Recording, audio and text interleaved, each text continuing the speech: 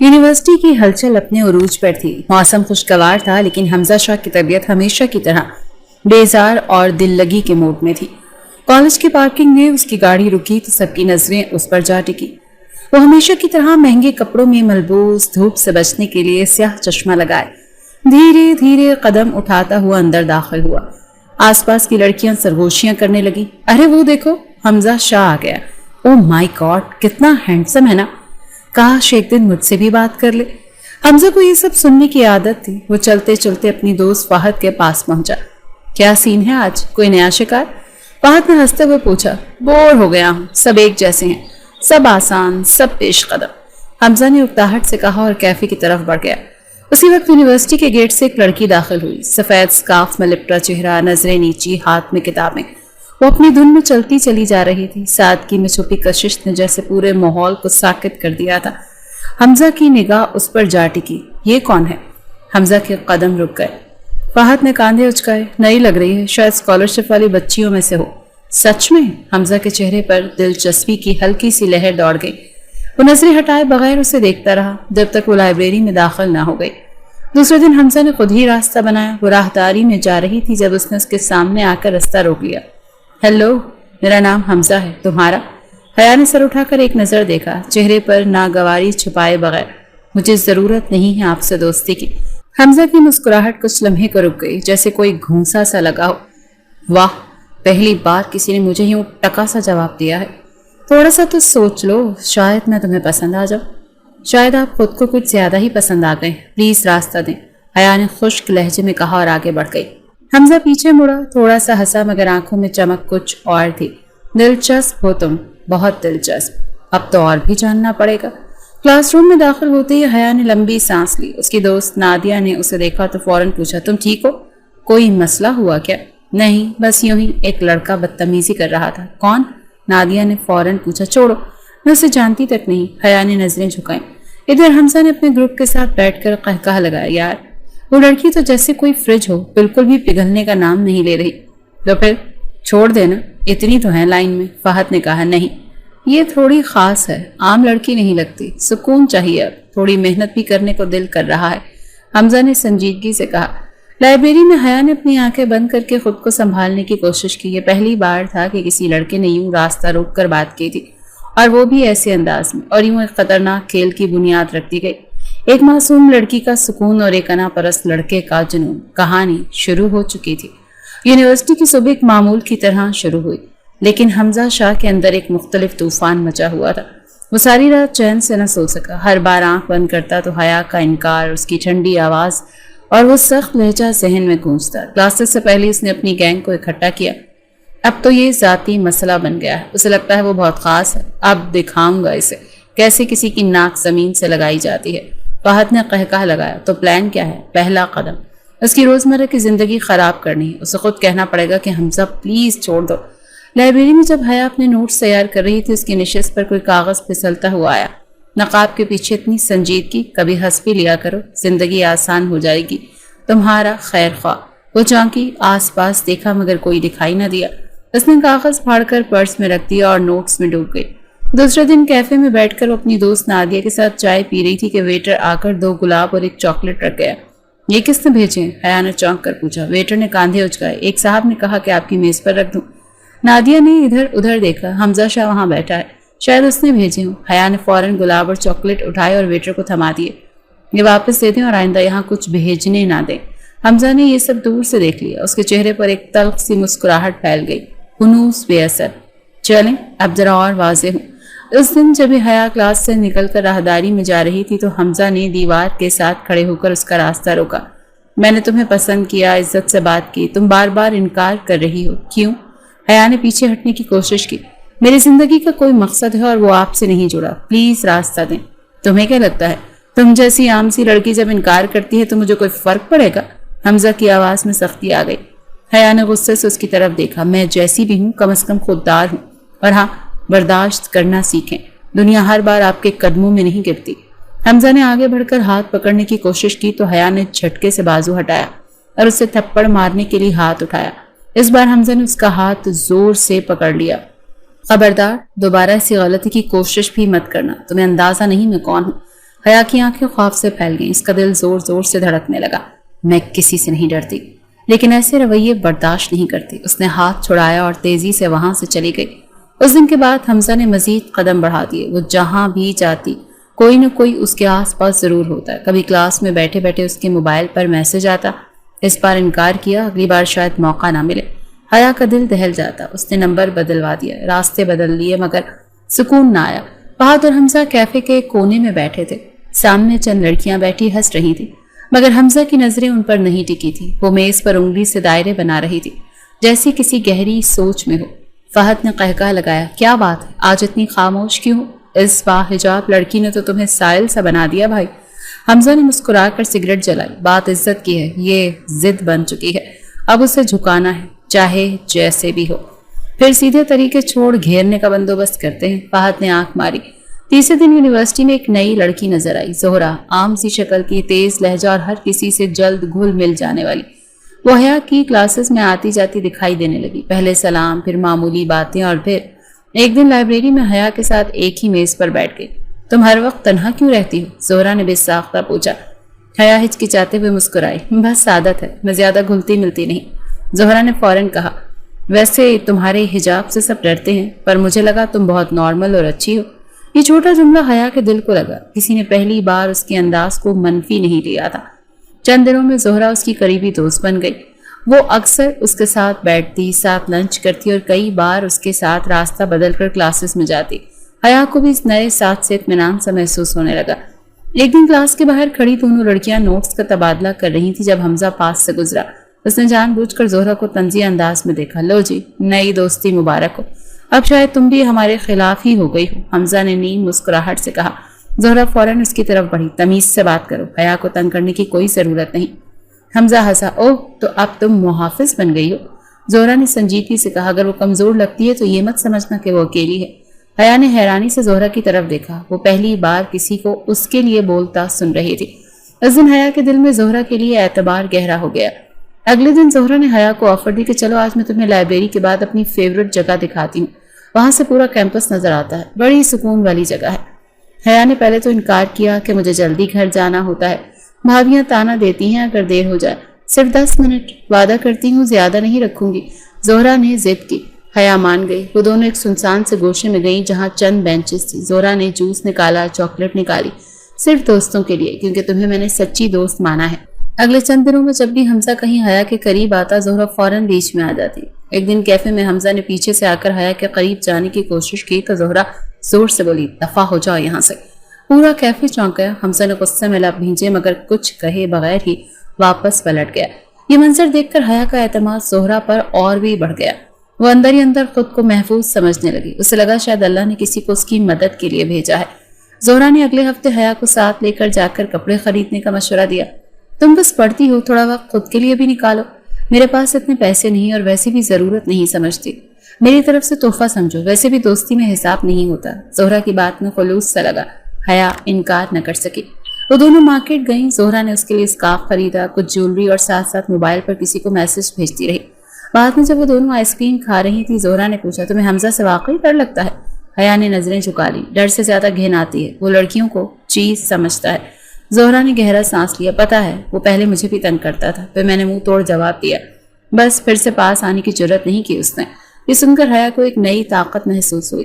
زہرا کی موجودگی ایک دیوار سی بن گئی جس کے سائے میں وہ خود کو محفوظ سمجھنے لگی، لیکن اسے اندازہ نہیں تھا کہ وہ دیوار دراصل ایک دروازہ ہے، اس جال کا جو خاموشی سے اس کے گرد بنا جا رہا ہے۔ اور زہرا، وہ تو بس ایک کردار تھی اس کھیل کا جس کی ہدایت حمزہ شاہ کر رہا تھا۔ یونیورسٹی میں دن معمول کے مطابق چل رہا تھا، کلاسز، ہنسی مذاق اور گرمی کی ہلکی شدت میں گھومتے طلبہ۔ زہرا آج کچھ زیادہ ہی جلدی میں دکھائی دے رہی تھی۔ حیا کو تلاش کرتی وہ فائن آرٹس بلاک پہنچی جہاں وہ کینوس پر ڈرائنگ مکمل کر رہی تھی۔ حیا، تم سے ایک کام ہے، ابھی جانا پڑے گا، بہت ضروری ہے، زہرا نے تیزی سے کہا۔ حیا نے چونک کر سوال کیا، ابھی؟ یہ کلاس ہے 11:30 بجے۔ پتا ہے، لیکن ایک سینئر نے مجھے کہا ہے کہ ایک ڈاکیومنٹ اسے دینا ہے، وہ ایک دوست کے ساتھ ہوٹل میں ہے، خود نہیں آ سکتی، اگر میں نہ گئی تو مجھ پر الزام آ جائے گا کہ میں غیر ذمہ دار ہوں۔ حیا نے الجھ کر کہا، تو تم چلی جاؤ نا، مجھے کیوں لے کر جا رہی ہو؟ زہرا نے اس کا ہاتھ پکڑ کر کہا، مجھے اکیلے اچھا نہیں لگ رہا، صرف 5 منٹ کی بات ہے، تم ساتھ چلو گی تو کام جلدی ہو جائے گا، واپسی پر آئس کریم میری طرف سے۔ حیا نے کچھ لمحے سوچا، پھر نرمی سے سر ہلا دیا، ٹھیک ہے، مگر جلدی آ جانا، مجھے آج گھر دیر نہیں کرنی۔ زہرا نے فوراً حامی بھری اور دونوں یونی سے باہر نکلی۔ سڑک پر ایک رکشہ لیا اور 15 منٹ بعد شہر کے ایک درمیانی درجے کے ہوٹل کے سامنے رکی۔ بورڈ پر فیملی گیسٹ ہاؤس لکھا تھا۔ حیا نے کچھ گھبراہٹ محسوس کی۔ یہ جگہ؟ چلو اندر، بس ایک سگنیچر لینا ہے، فوراً چلیں گے۔ زہرا نے اس کا ہاتھ کھینچا تھا۔ وہ دونوں استقبالیہ پر گئیں۔ زہرا نے کچھ کہا اور ایک چابی لے لی۔ لفٹ سے اوپر پہنچ کر اس نے ایک کمرے کا دروازہ کھولا۔ یہی ہے، تم بیٹھو، میں فون پر اسے بلاتی ہوں۔ نیچے سگنل نہیں آ رہے، ابھی آتی ہوں۔ حیا نے اندر قدم رکھا۔ کمرہ صاف ستھرا تھا مگر ماحول کچھ عجیب سا لگا۔ زہرا فوراً باہر نکل گئی، موبائل کان سے لگائے اور دروازہ آہستہ سے بند کر دیا۔ چند منٹ گزرے۔ حیا نے ادھر ادھر دیکھا۔ کھڑکی پر پردے گرے ہوئے تھے، پنکھا چل رہا تھا لیکن ہوا بے جان تھی۔ وہ کچھ بے چین سی ہو گئی۔ موبائل نکالا، زہرا کو کال کی لیکن فون بند جا رہا تھا۔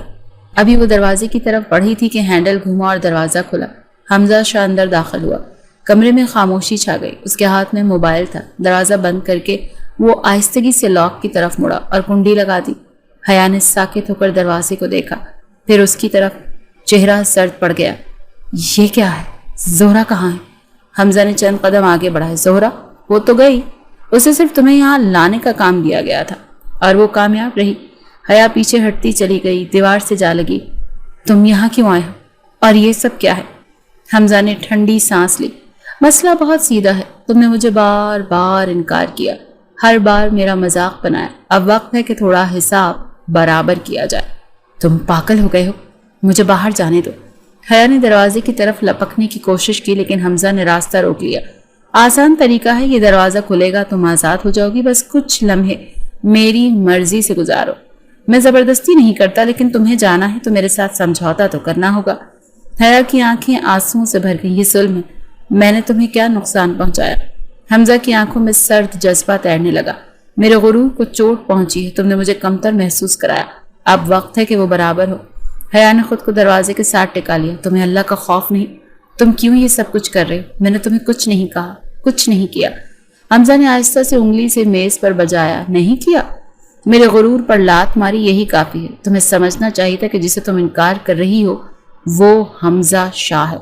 مجھے چھوڑ دو پلیز، تم جو چاہو کہو، میں تمہارے راستے سے ہٹ جاؤں گی، تمہارے سامنے نہیں آؤں گی، مگر یہاں سے جانے دو، مجھے یہاں نہیں رہنا۔ حمزہ تلخی سے ہنسا۔ ایسے چھوڑ دوں؟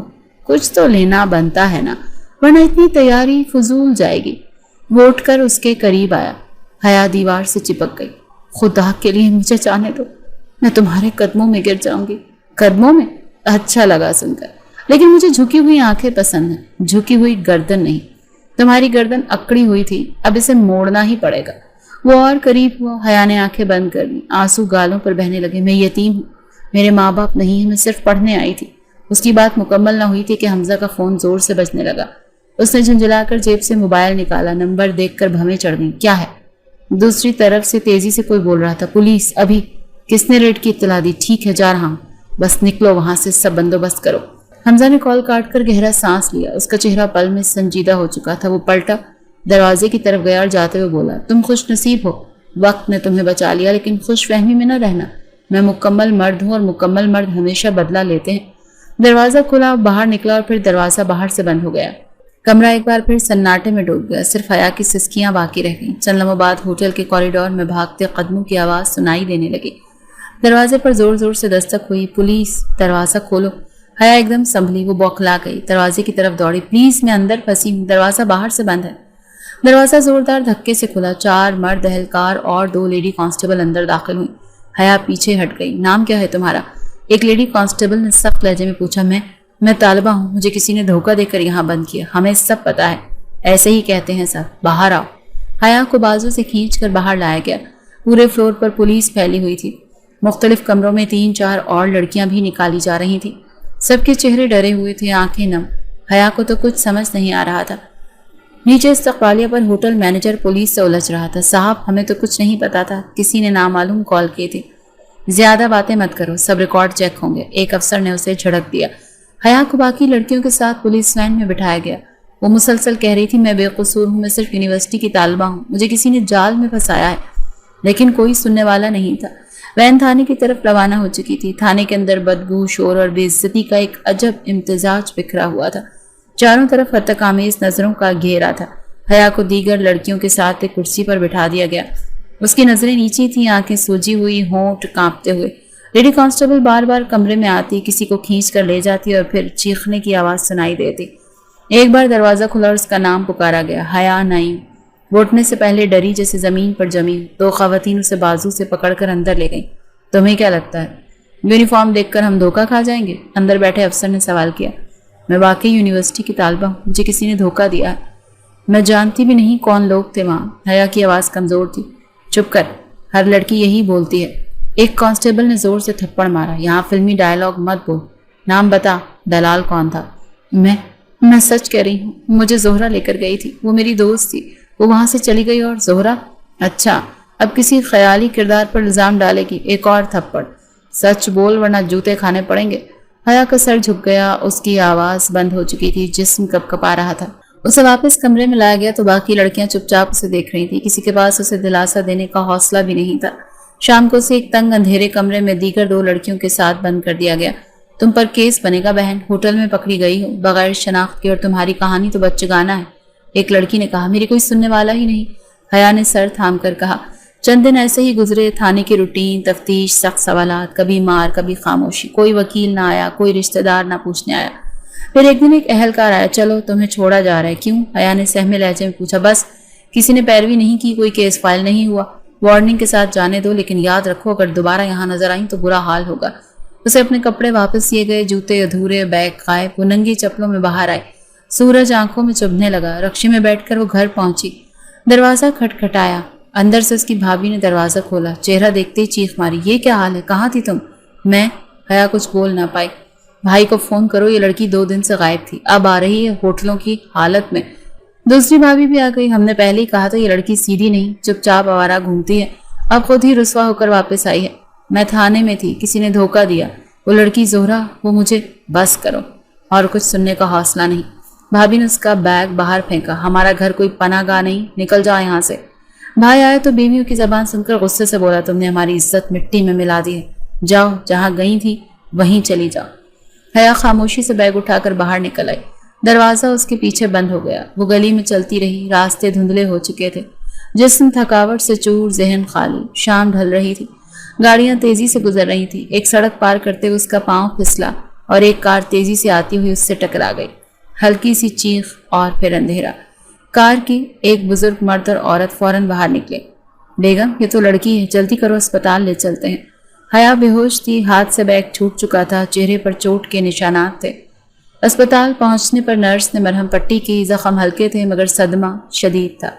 کچھ دیر بعد جب آنکھ کھلی تو سامنے سفید بالوں والا شخص اور پردے میں لپٹی عورت بیٹھی تھی۔ بیٹا، نام کیا ہے تمہارا؟ گھر کہاں ہے؟ حیا نے نظریں چرائیں پھر دھیرے سے کہا، کہیں نہیں، کوئی نہیں ہے میرا۔ عورت نے فوراً اس کا ہاتھ تھام لیا۔ چلو ہمارے ساتھ، اکیلی لڑکیاں سڑک پر نہیں رہتی، ہم تمہیں پناہ دیں گے۔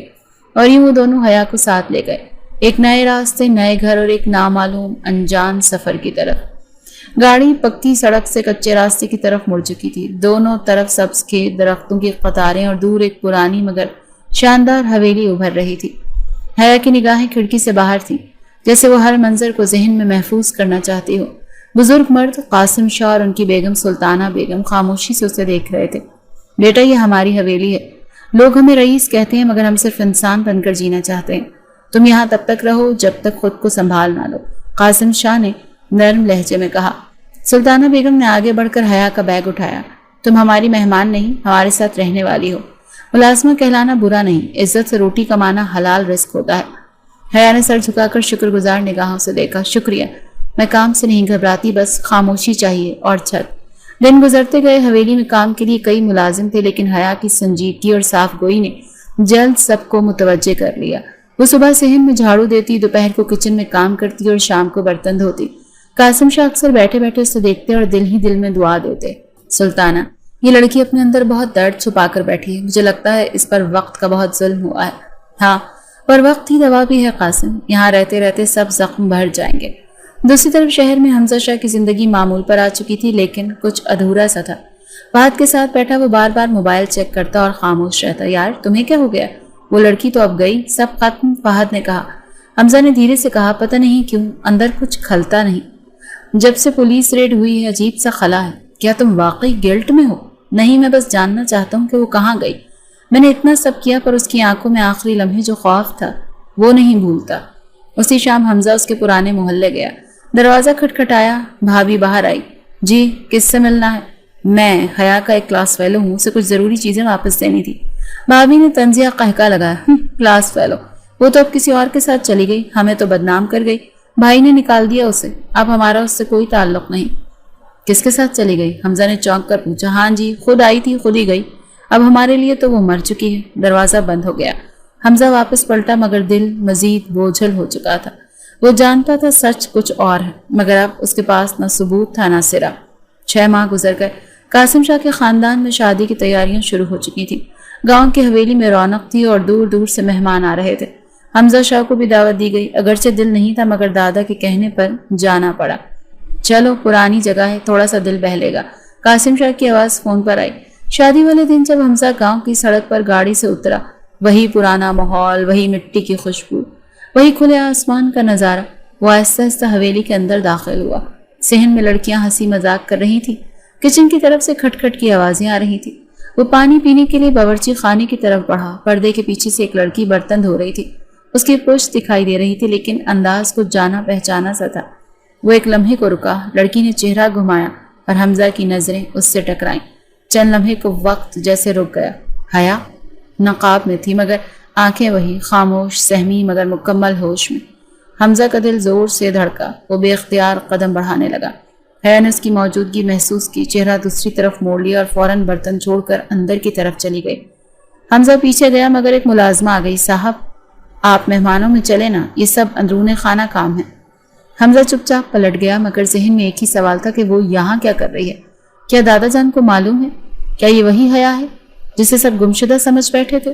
شادی کے ہنگامے ختم ہو چکے تھے، مہمان جا چکے تھے اور حویلی میں خاموشی پھیل گئی تھی۔ کچن میں برتنوں کی کھنکھناہٹ باقی تھی۔ حیا آہستگی سے جھکی دیش کے صاف کر رہی تھی جب کسی کے قدموں کی آہٹ نے اسے چونکا دیا۔ پلٹ کر دیکھا تو حمزہ شاہ سامنے کھڑا تھا، بازو سینے پر لپیٹے، نگاہیں سیدھی اس کے چہرے پر۔ تمہیں اندازہ ہے تم یہاں کیا چھپا رہی؟ حمزہ کی آواز میں سرد مہری تھی۔ حیا نے کوئی جواب نہیں دیا، نظریں جھکا کر کام جاری رکھا۔ چپ کیوں ہو؟ یا تو خود سچ بتا دو یا میں دادا جان کو بتا دوں کہ ان کی حویلی میں کون سی لڑکی کام کر رہی ہے۔ وہ چند قدم اور قریب آیا۔ حیا نے ہاتھ روک دیے۔ کیا چاہیے تمہیں؟ اس کی آواز رکی رکی تھی۔ صرف 5 منٹ میرے کمرے میں آؤ، وہاں کوئی نہیں ہوگا، بات کرنی ہے بس۔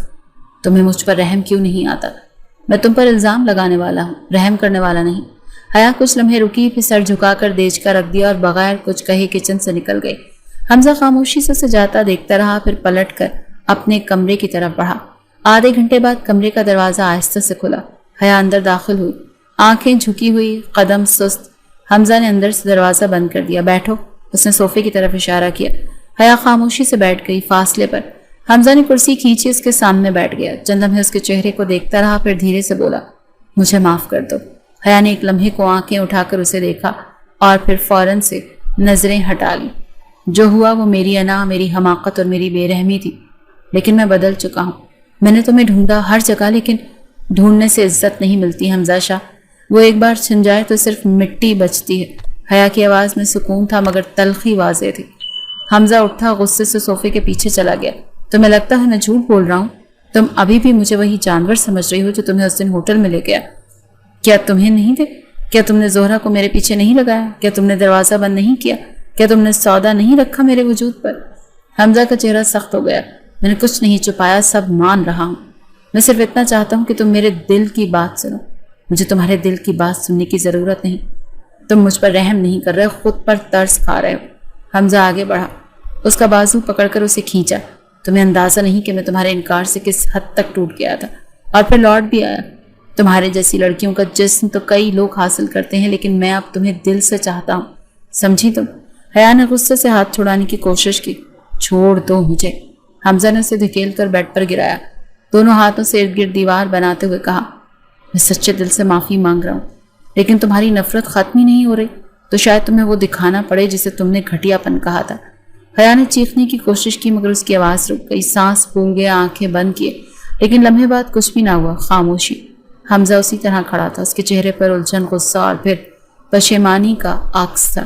اس نے پیچھے ہٹ کر ایک گہرا سانس لیا، دونوں ہاتھ اپنے بالوں میں پھیرے اور آہستہ سے کہا، میں کچھ نہیں کروں گا، میں تمہیں نقصان نہیں پہنچاؤں گا، تم جو سوچتی ہو میں ویسا نہیں بننا چاہتا۔ حیا نے آہستہ سے آنکھیں کھولی، اس کا جسم لرز رہا تھا۔ حمزہ نے ایک کمبل اٹھایا، صوفے پر جا کر لیٹ گیا اور کہا، یہ کمرہ تمہارا ہے، آج رات دروازہ بند ہے، صبح جب چاہو چلی جانا۔ حیا بیٹھ کے کونے پر بیٹھ گئی، ساکت گمسم۔ نیند تو دور تھی لیکن پلکیں تھکن سے جھکی جا رہی تھی۔ رات آہستہ آہستہ گزر رہی تھی۔ صوفے پر لیٹا حمزہ چھت کو گھور رہا تھا۔ اندر کچھ ٹوٹ چکا تھا اور کچھ باقی نہ رہا۔ حویلی صبح کی خاموشی کو ایک چیخ نے توڑ دیا۔ حمزہ کی تائی فہمیدہ بیگم کمرے کے دروازے پر کھڑی تھی اور سامنے سے آتی حیا کو دیکھ کر جیسے ان کا پارا آسمان کو چھونے لگا۔ استغفر اللہ، یہ کیا بے غیرتی ہے! صبح صبح ایک نوکرانی حمزہ کے کمرے سے نکل رہی ہے۔ ان کی آواز اتنی بلند تھی کہ ساتھ والے کمرے کے دروازے کھلے، ملازمین نے سر باہر نکالے اور چند لمحوں میں حویلی کا صحن شور سے بھر گیا۔ حیا کے قدم وہیں رک گئے۔ اس نے چادر کو مضبوطی سے لپیٹا اور نظریں جھکا لی۔ دل کی دھڑکن کانوں میں سنائی دے رہی تھی، کیا ہو رہا ہے یہاں؟ حمزہ کی امی بھی تیزی سے سیڑھیاں اترتی آئیں۔ فہمیدہ آگے بڑھی، یہی دیکھیے آپ کا بیٹا کیا کر رہا ہے۔ جس لڑکی کو نوکرانی کہہ کر رکھا ہوا ہے وہ آج صبح اس کے کمرے سے نکل رہی ہے۔ اب اور کیا ثبوت چاہیے؟ حمزہ بھی شور سنتا نیچے آ گیا۔ اس کے بال بکھرے ہوئے تھے، چہرے پر نیند کا خمار اور اندرونی طوفان کا عکس۔ اس نے ایک نظر حیا پر ڈالی جو صحن کے بیچ میں سب کی نظروں کا نشانہ بنے کھڑی تھی۔ بس کر دیں تائی، حمزہ نے آہستہ سے کہا، لیکن لہجے میں سختی تھی۔ بس؟ تمہارے کارنامے دیکھ کر ہم چپ رہیں؟ نوکرانیوں کو راتوں میں کمرے میں بلانا اور صبح باہر چھوڑنا، یہی تربیت ہے تمہاری؟ تائی بس دستور چیخ رہی تھی۔ حمزہ نے گہرا سانس لیا، پھر صحن کے درمیان آ کر کھڑا ہو گیا۔ سب کی نظریں اس پر جم گئی تھیں۔ یہ لڑکی نوکرانی نہیں ہے، یہ میری یونیورسٹی کی محبت ہے، میں اسے برسوں سے جانتا ہوں۔ ایک غلط فہمی پر ہم جدا ہوئے اور جب میں نے اسے یہاں دیکھا تو پہچان لیا۔ وہ مجھ سے ناراض ہو کر یہاں پناہ لینے آئی تھی اور دادا جان کو سب کچھ بتا چکا ہوں۔ ایک لمحے کو حویلی کے تمام چہرے ساکت ہو گئے۔ کیا؟ حمزہ کی امی نے حیرت سے پوچھا۔ جی، میں نے دادا جان کو سب کچھ بتایا، اس کا ماضی، میرا جرم، ہمارا تعلق، سب کچھ۔ اور اب میں یہ بھی کہنا چاہتا ہوں کہ میں اس سے نکاح کرنا چاہتا ہوں، اگر وہ مانے تو۔ یہ الفاظ کسی دھماکے سے کم نہیں تھے۔ تائی کی آنکھیں غصے سے سرخ ہو گئیں۔ کیا بکواس ہے یہ؟ ہم کسی بدنام لڑکی کو اپنے گھر کی بہو نہیں بنائیں گے۔ تائی، فیصلہ آپ کا نہیں دادا جان کا ہوگا، اور سب سے پہلے یہ بات سمجھ لیں، جسے آپ بدنام کہہ رہی ہیں اس پر جو کچھ گزرا وہ میری وجہ سے تھا۔ مجرم میں ہوں اور میں ہی کفارہ بھی دوں گا۔ یہ کہتے ہوئے حمزہ نے نظریں حیا پر جمائیں جو ابھی تک چپ چاپ کھڑی تھی۔ اس کے ہونٹ لرز رہے تھے، آنکھیں نیچی، لیکن دل میں جیسے طوفان تھم چکا تھا۔ اتنے میں قاسم شاہ آ گئے، چھڑی ہاتھ میں، چہرے پر سنجیدگی۔ سب لوگ اپنے اپنے کاموں پر جائیں، یہ بات اب خاندان کی سطح پر طے ہوگی، تماشا بنانے کی ضرورت نہیں۔ سب لوگ منتشر ہو گئے مگر فہمیدہ بدستور بڑبڑاتی رہی۔ بھائی یہ تو حد ہی ہو گئی۔ قاسم شاہ نے حمزہ اور حیا کو ساتھ لیا اور ڈرائنگ روم میں بیٹھ گئے۔ ملازم نے دروازہ بند کیا۔ میں جانتا تھا یہ دن آئے گا، تم نے جو سچ بتایا اس کے بعد میرے لیے یہ فیصلہ کرنا آسان تھا۔ حمزہ، تم نے جو گناہ کیا اس کا کفارہ اسی نکاح میں ہے۔ اور حیا؟ قاسم شاہ نے پہلی بار اس کی طرف دیکھا۔ بیٹی، میں جانتا ہوں تم کیا سوچ رہی ہو، تمہیں اس سب میں گھسیٹا گیا، لیکن اگر اب تم چاہو تو اس گھر کو اپنی حفاظت کا حصار بنا سکتی ہو۔ میں تم پر کوئی دباؤ نہیں ڈالوں گا، فیصلہ تمہارا ہے۔ حیا نے پہلی بار نظریں اٹھا کر قاسم شاہ کی طرف دیکھا۔ وہ بوڑھے چہرے پر وہی شفقت دیکھی جس نے پہلی بار ہسپتال میں محسوس کی تھی۔ حمزہ آہستہ سے بولا، میں تم سے معافی مانگ چکا ہوں اور تمہاری مرضی کے بغیر کچھ نہیں ہوگا، لیکن اگر تم اجازت دو تو میں نکاح کے لیے تیار ہوں۔ کمرے میں خاموشی چھا گئی۔ کچھ لمحے بعد حیا کی آواز ابھری، مدھم لیکن واضح۔ میں اس وقت ہاں یا نہ نہیں کہہ سکتی، لیکن اگر میرے لیے اس گھر میں جگہ تبھی ممکن ہے تو نکاح بہتر ہے، باقی فیصلہ وقت کرے گا کہ تم میرے قابل ہو یا نہیں۔ قاسم شاہ نے سکون کا سانس لیا۔ تو پھر کل نکاح ہوگا، سادہ طریقے سے، خاموشی سے، اور اس کے بعد کوئی اس بچی کو نوکرانی نہیں کہے گا۔ حمزہ نے سر جھکا دیا اور حیا چپ چاپ کرسی کی پشت تھام کر حویلی میں نکاح کی تیاریاں خاموشی سے ہو رہی تھی۔ نہ کوئی بینڈ، نہ دعوت، نہ بارات، بس قریبی لوگ، مولوی، چند بزرگ اور چند گواہ۔ مولوی نے سوال کیا، بیٹی کیا آپ کو یہ نکاح قبول ہے؟ حیا نے پلکیں جھپکیں۔ قاسم شاہ کی نظریں سامنے تھیں۔ حمزہ خاموشی سے پاس کھڑا تھا۔ قبول ہے، وہ آہستہ سے بولے، لیکن لہجہ جذبات سے خالی تھا۔ مولوی نے 3 بار پوچھا اور تینوں بار وہی جواب آیا۔ نکاح مکمل ہوا، سب نے مبارکبادیں دیں، دعائیں دیں اور خاموشی سے ہٹ گئے۔ کمرے میں صرف حیا، حمزہ اور قاسم شاہ رہ گئے۔ قاسم شاہ نے حیا کی طرف دیکھا۔ بیٹی، میں جانتا ہوں تمہارا دل آج راضی نہیں، مگر امید ہے کل کو تمہارا دل تمہارا فیصلہ بہتر ثابت کرے گا۔ تمہارا ماضی جو بھی ہو، اب تم اس گھر کی عزت ہو۔ وہ اٹھ کر چلے گئے۔ حمزہ نے آہستہ سے کہا، کیا میں کچھ بول سکتا ہوں؟ حیا نے نظریں جمائیں۔ تمہیں کیا لگتا ہے نکاح ہو گیا تو اب سب کچھ تمہارا حق ہے؟ نہیں، ایسا نہیں سوچتا۔ میں صرف یہ کہنا چاہتا ہوں کہ وہ رکا۔ میں تمہیں مجبور نہیں کروں گا، بس یہی سننا تھا۔ حیا کی آواز سخت ہو گئی۔ مجھے ہر رشتہ بوجھ لگتا ہے، تمہارا لمس، تمہاری آنکھیں، تمہارا سایہ، سب ناقابل برداشت ہے میرے لیے، اور اگر تم نے ایک قدم بھی میری طرف بڑھایا تو میں خود کو مار ڈالوں گی۔ اور یہ کوئی دھمکی نہیں، ایک وعدہ ہے۔ حمزہ ساکت رہ گیا، پھر سر ہلایا۔ ٹھیک ہے، تم جب چاہو گی تبھی میرا رشتہ مکمل ہوگا۔ رات کو حیا نے الگ بستر لگایا، حمزہ نے فاصلے پر صوفے پر کمبل بچھایا اور خود لیٹ گیا۔ کمرے میں خاموشی تھی، صرف دیوار پر لٹکی ہوئی گھڑی کی ٹک ٹک سنائی دے رہی تھی۔ چند دن اسی روٹین میں گزرے۔ صبح ناشتے پر حویلی کے دیگر افراد کے ساتھ بیٹھتے، حیا خاموش رہتی، حمزہ مختصر بات کرتا اور باقی سب رسمی رویے اپناتے۔ شادی کا اعلان محدود دائرے میں ہی رہا، باہر کسی کو تفصیل معلوم نہ ہو سکے۔ ایک دن جب حیا صحن میں پودوں کو پانی دے رہی تھی تو قاسم شاہ وہاں آئے۔ کبھی سوچا تھا تم یہاں دلہن بن کر آؤ گی؟ حیا نے بغیر دیکھے جواب دیا، میں اب بھی خود کو دلہن نہیں سمجھتی، بس ایک مجبوری ہوں اس خاندان کی۔ قاسم شاہ نے آہستہ سے کہا، مجبوری اکثر وقت کے ساتھ رشتہ بن جاتی ہے، اور کبھی رشتہ بن کر بھی مجبوری رہتی ہے، لیکن یاد رکھو اس گھر میں تمہیں حق حاصل ہے، جب چاہو ہم تمہارے ساتھ کھڑے ہیں۔ کمرے میں حمزہ اپنی پرانی ڈائری پڑھ رہا تھا۔ اس نے یونیورسٹی کے دنوں میں لکھی ایک لائن دہرائی، جو چیز آسانی سے مل جائے وہ دلچسپی کھو دیتی ہے۔ پھر سر جھٹک کر بولا، اور جو چیز دل کو چیر کر ملے وہ انسان کو بدل دیتی ہے۔ اسی شام جب وہ دونوں کھانے کے بعد کمرے میں پہنچے، حیا نے دروازہ بند کیا اور آہستہ سے کہا، مجھے شہر لے جاؤ، یہاں سانس گھٹتی ہے۔ حمزہ چونکا۔ شہر؟ ہاں، اگر واقعی میرا احترام کرتے ہو تو مجھے اس جگہ سے نکالو جہاں میری ہر سانس مجھے میرے ماضی کی یاد دلاتی ہے۔ میں تمہیں لے جاؤں گا، حمزہ نے مختصر کہا۔ کل صبح نکلتے ہیں۔ اگلی صبح گاڑی حویلی کے گیٹ سے باہر نکلی۔ پچھلی نشست پر بیٹھی حیا کھڑکی سے باہر دیکھتی رہی۔ اس کے چہرے پر بے تاثر خاموشی تھی۔ حمزہ نے ڈرائیونگ کرتے ہوئے ایک نظر اس پر ڈالی، پھر نظریں سڑک پر مرکوز رکھیں۔ شہر پہنچ کر حمزہ نے اسے اپنے اپارٹمنٹ میں لے جا کر کہا، یہ جگہ تمہاری ہے، میں قریبی فلیٹ میں رہوں گا، جب تم تیار ہوگی میں تبھی لوٹوں گا۔ حیا نے مختصر سے سر ہلایا۔ شہر میں نئے فلیٹ کی فضا قدرے مختلف تھی، خاموش، صاف اور محفوظ۔ حیا کا دن کمرے کی کھڑکی کے قریب گزرنے لگا، کبھی کتاب، کبھی تسبیح اور اکثر خاموشی۔ حمزہ قریب کے اپارٹمنٹ میں رہتا تھا، لیکن نہ کبھی بلا اجازت اندر آیا، نہ غیر ضروری رابطہ کیا۔ ایک روز دروازے پر دستک ہوئی، حیا نے دروازہ کھولا تو باہر ایک ملازم ہاتھ میں شاپنگ بیگز لیے کھڑا تھا۔ بی بی جی، یہ صاحب نے بھیجے ہیں۔ اچھا، لیکن کس لیے؟ کہا ہے روزمرہ کی چیزیں ختم ہو گئی ہوں گی، اور یہ بھی کہا ہے کہ اگر کچھ اور چاہیے ہو تو لسٹ دے دیں۔ حیا نے سامان اندر رکھا، کچھ دیر تو خالی بیگز کو دیکھتی رہی اور پھر بیگ بند کر کے ایک طرف رکھ دیا۔ اگلے دن حمزہ نے دروازے پر پرچی رکھوائی، آج ڈاکٹر کا اپائنٹمنٹ ہے، کچھ دنوں سے تمہاری طبیعت خاموش لگ رہی ہے، چیک اپ ضروری ہے، اگر چاہو تو چلو ورنہ منسوخ کر دو۔ نیچے صرف حمزہ لکھا تھا، کوئی دستخط، کوئی اصرار نہیں۔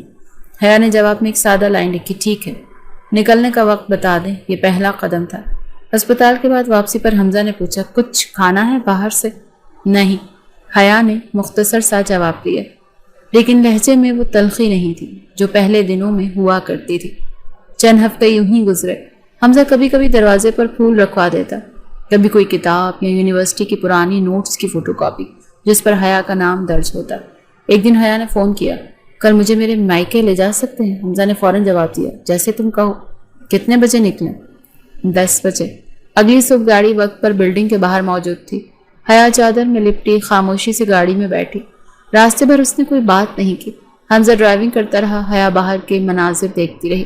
محلہ آ گیا، گلی وہی تھی، در و دیوار وہی، لیکن آج ساتھ گاڑی میں وہ شخص تھا جس کی شناخت اور پاور دونوں ان سب کے لیے نئی تھی۔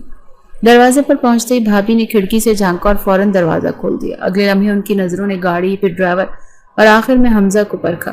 وہ قیمتی لباس، مہنگی گھڑی اور گاڑی کا اندرون دیکھ کر آنکھیں حیرت سے پھیل گئیں۔ السلام علیکم، حیا نے آہستہ سے کہا۔ بھابھی نے ایک لمحے کو ہچکچاتے ہوئے جواب دیا، وعلیکم السلام، آؤ آؤ اندر آؤ۔ حمزہ نے آہستہ سے کہا، میں باہر انتظار کرتا ہوں۔ حیا نے سر ہلایا۔ اور دروازہ پار کر کے وہیں دہلیز عبور کی جہاں سے کبھی اسے دھکے دے کر نکالا گیا تھا۔ اندر صوفے پر بٹھایا گیا بھابیاں اب روایتی نرمی دکھا رہی تھی۔ ہم تو سمجھے تم ناراض ہو کر کہیں چلی گئی، ہمیں کیا پتا تھا کہ تم حمزہ شاہ کی بیوی بن جاؤ گی۔ حیا نے ان کی بات کاٹتے ہوئے کہا، آپ سب نے مجھے تب نہیں روکا تھا جب میں بے گھر ہوں، اب کیوں اتنا خوش اخلاق سلوک؟ بھائی اندر آیا، اس کی نظریں جھکی ہوئی تھی۔ بہن، ہم شرمندہ ہیں، جو بھی ہوا حالات کی وجہ سے غلطی ہوئی، اب تم واپس آئی ہو تو ہم سب بدل چکے ہیں۔ نہیں، میں واپس نہیں آئی، صرف دیکھنے آئی ہوں کہ تم لوگ بھی ویسے ہی ہو یا بدلے ہو۔ حیا کا لہجہ نرم تھا لیکن سیدھا۔ ہم سچ میں چاہتے ہیں کہ تم ہمیں معاف کرو، اور حمزہ بھائی کو سلام کہنا، بہت بڑے آدمی ہیں، اتنے آرام سے تمہیں واپس لائے، ہمیں تو یقین ہی نہیں آیا۔ بھابی نے بات بدلی۔ کمرے سے نکلتے ہوئے حیا کی نگاہ دیوار پر لگی ماں کی تصویر پر پڑی۔ وہ ٹھہر گئی، پھر دھیرے سے بولی، اماں ہوتی تو شاید مجھے کبھی وہ دروازہ پار نہ کرنا پڑتا جس نے میری زندگی بدل دی۔ حمزہ باہر کھڑا تھا۔ جب حیا واپس آئی تو وہ دروازہ کھول کر فرنٹ سیٹ پر بیٹھ گئی۔ اندر سب ٹھیک تھا؟ حمزہ نے آہستہ سے پوچھا۔ ہاں، سب بدلے ہوئے لگے، یہ شاید میں بدل گئی ہوں، حیا نے کھڑکی کی طرف دیکھتے ہوئے کہا۔ واپسی پر راستہ خاموش رہا لیکن اس خاموشی میں اب بوجھ نہیں تھا۔ شام کو فلیٹ میں داخل ہوتے ہوئے حمزہ نے پہلی بار دروازے پر کھڑے ہو کر کہا، کبھی اگر لگے کہ میرے کسی عمل نے تمہیں مزید تکلیف دی ہو تو بے دھڑک کہہ دینا، میں ہر دن سیکھنے کی کوشش کر رہا ہوں۔ حیا نے صرف اتنا کہا۔ کچھ لوگ سیکھتے ہیں، کچھ سزا بھگتتے ہیں، تم تو دونوں ہی کر رہے ہو شاید۔ دروازہ بند ہوا لیکن دل کا دروازہ پہلی بار ہلکا سا کھلنے لگا تھا۔ شہر میں وہ جولائی کی ایک بے رحم رات تھی۔ آسمان پر کالے بادل جمع ہوئے، ہوا میں نمی تھی اور وقفے وقفے سے گرجدار بجلی کی چمک کھڑکیوں پر سایہ ڈال رہی تھی۔ فلیٹ کے کمرے میں حیا نے اپنی چادر کو مضبوطی سے لپیٹا ہوا تھا۔ وہ صوفے پر بیٹھی تھی اور ہر بار بجلی چمکتی تو بے اختیار اس کا جسم کانپ جاتا۔ رات کے 10:30 بجے اچانک بجلی چلی گئی۔ پورے اپارٹمنٹ میں اندھیرا چھا گیا، پنکھے رک گئے، موبائل کی روشنی بھی زیادہ سہارا نہ دیا۔ باہر ہوا کی سنسناہٹ میں کسی ٹین کی چھت کے بجنے کی آواز آئی۔ حیا نے خود کو مزید چادر میں لپیٹ لیا لیکن ایک جھٹکے دار آواز نے اس کے مضبوط ضبط کو توڑ دیا۔ کھڑکی کے قریب کچھ زور سے گرا۔ وہ چونک کر اٹھی، کمرے کی روشنی کے بغیر دیوار سے دیوار تک کا سہارا لیتے ہوئے دروازے کی طرف بڑھی۔ کمرے سے باہر نکلتے ہی اندھیرے میں ایک سایہ دکھائی دیا۔ وہ گھبرا کر پیچھے ہوئی مگر اگلے ہی لمحے حمزہ کی آواز سنائی دی، میں ہوں، ڈرو مت۔ حیا کے ہونٹ کپ کپ آئے۔ یہ کیا ہو رہا ہے؟ بجلی کب آئے گی؟ بارش کی وجہ سے مین لائن گر گئی ہے، ابھی کچھ دیر لگے گی۔ حمزہ نے موبائل کی ٹارچ آن کی اور اس سے ساتھ لے کر بیٹھک میں لایا۔ تم چاہو تو میرے فلیٹ میں آ جاؤ، وہاں بڑی کھڑکیاں ہیں، ہوا کم از کم چل رہی ہے۔ حیا نے تھوڑی دیر سوچا پھر سر ہلا دیا۔ دوسرے فلیٹ میں پہنچ کر وہ دونوں بیٹھک میں بیٹھ گئے۔ حمزہ نے 2 موم بتیاں جلا دیں۔ روشنی مدھم تھی مگر ماحول قدرے پرسکون لگنے لگا۔ کچھ دیر وہ دونوں خاموش بیٹھے رہے۔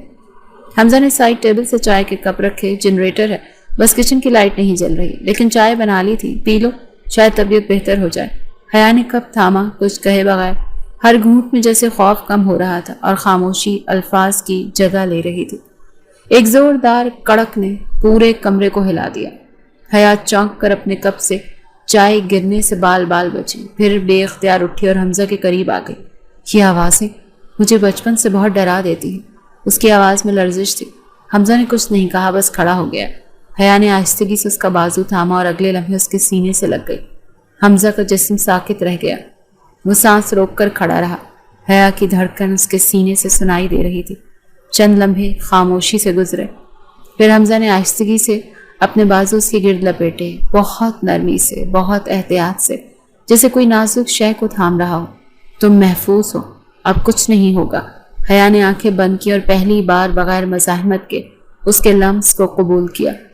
باہر بارش زوروں سے برس رہی تھی اور اندر ایک عجیب سکون تھا، جیسے وقت نے ایک طویل دشمنی کے بعد تھک کر ہتھیار ڈال دیے ہوں۔ حمزہ نے آہستہ سے کہا، میں نے تم سے وعدہ کیا تھا کہ تمہاری اجازت کے بغیر تمہیں کبھی ہاتھ نہیں لگاؤں گا۔ آج بھی وہی وعدہ ہے، چاہے تم میرے قریب ہو یا نہیں۔ حیا نے اس کے سینے سے سر اٹھایا اور کہا، تم بدل گئے ہو، یا شاید میں تمہیں اب سمجھنے لگی ہوں۔ حمزہ نے اس کی آنکھوں میں دیکھا، شاید دونوں ہی باتیں سچ ہیں۔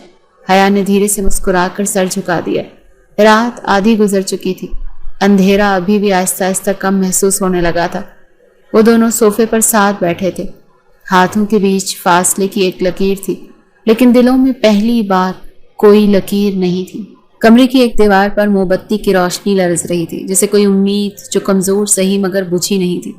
حمزہ نے آہستہ سے کہا، یہ جو لمحہ ہے اس سے زیادہ میں کچھ نہیں مانگتا، بس چاہتا ہوں تم ہمیشہ اپنی مرضی سے میرے پاس آؤ۔ حیا نے اس بار نظریں اٹھا کر اس کی آنکھوں میں دیکھا۔ آج میں پہلی بار اپنی مرضی سے تمہارے پاس آئی ہوں۔ یہ جملہ ان دونوں کے درمیان برسوں کی تلخیوں کا اختتام تھا۔ محبت جو شاید کبھی بادلوں میں چھپی تھی، آج کی بارش میں واضح ہو چکی تھی، اور اس کا پہلا لمس حیا کے دل میں محبت کی پہلی کرن بن چکا تھا۔